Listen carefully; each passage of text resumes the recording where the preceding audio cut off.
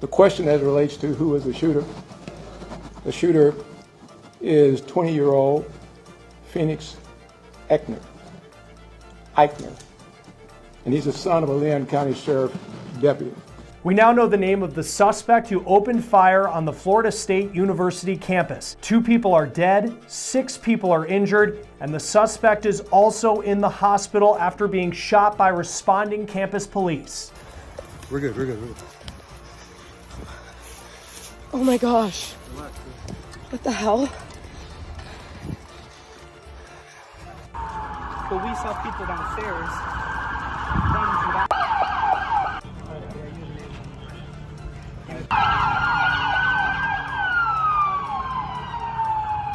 The gunshots were fired just before noon on the campus in Tallahassee. We're breaking down the latest from police and the shocking update from the sheriff. The alleged shooter is the son of one of his deputies and was active in the department for years, even as a member of a youth advisory council. This is a breaking news episode of On the Case presented by Law&Crime. I'm Chris Stewart.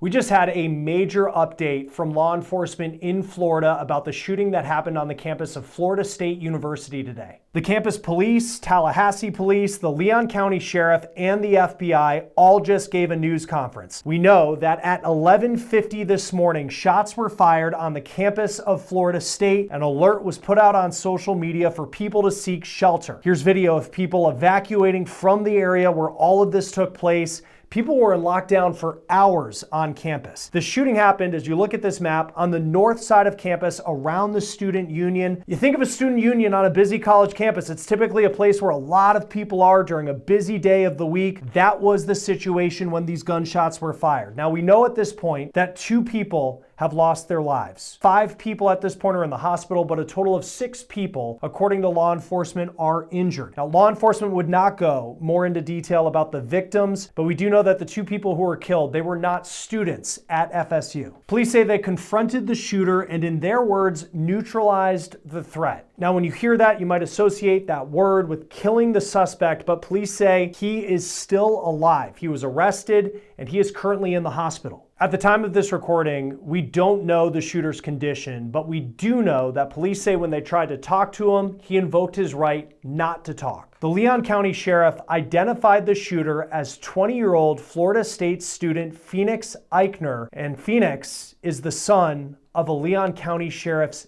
deputy. Our Deputy Ikner, has been with the Leon County Sheriff's Office for over 18 years. She has a tremendous job that she's done. Her service to this community has been exceptional. Unfortunately, her son had access to one of her weapons, and that was one of the weapons that was found at the scene.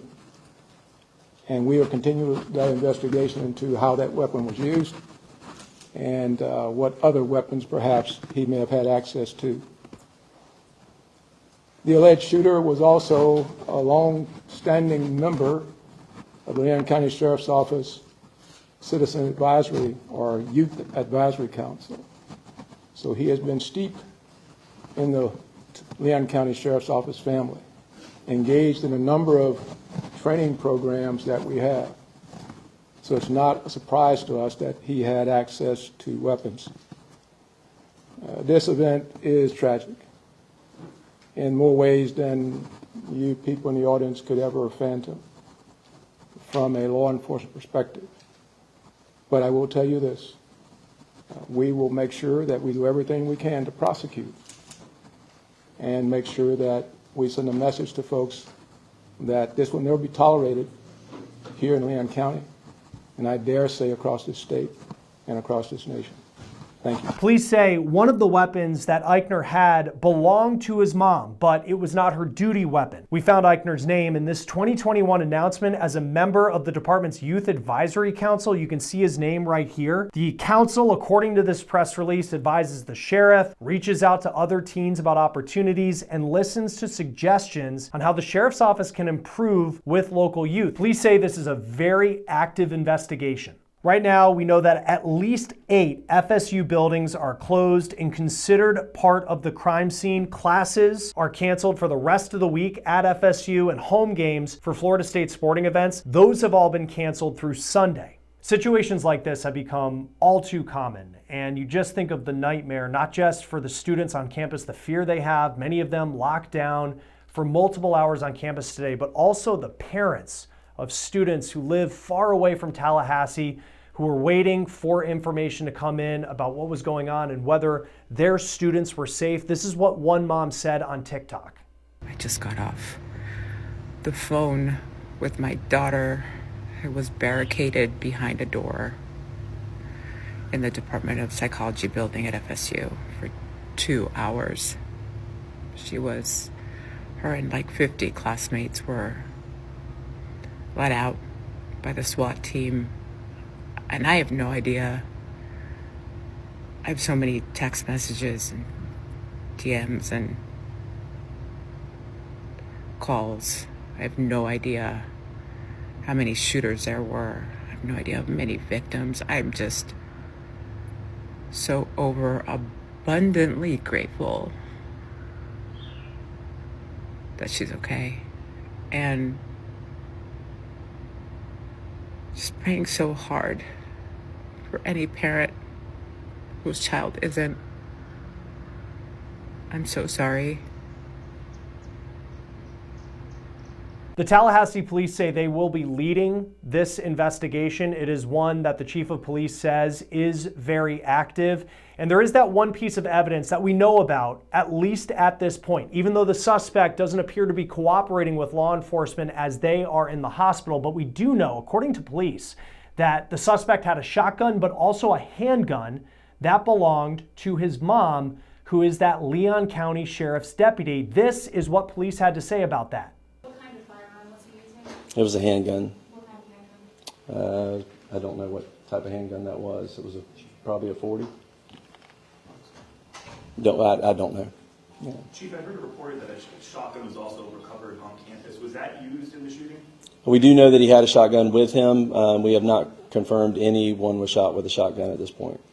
But again, that could change as we, again, there are hundreds and hundreds of witnesses, and as we piece all of this back together, information will come to light that we may not have at this point. So I do not believe so at this point. We'll take one more question. Will body cam footage of radio dispatch or any logs be released in the near future? I'm sorry, say again.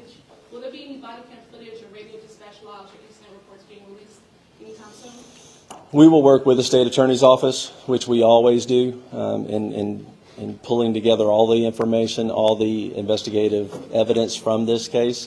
And in collaboration with State Attorney Campbell, we will make that determination. Obviously, after the case is over, we will certainly, it all becomes available at that point. But as to what we can and will release at that point, like I said before, we're very open, transparent on these things. Again, the officers did an incredible job. But again, some of this is very horrific. This is a horrific incident. And so we will, again, collaborate with the state attorney's office and determine which of that evidence could be released or will not be released. But again, I will let you know that as soon as we make that determination. So thank you all very much. Appreciate you being here. We're going to stay on top of this story. We're continuing to dig into the shooter's history. We'll bring you that information as it becomes available. For On the Case presented by Law&Crime, I'm Chris Stewart. We'll see you next time.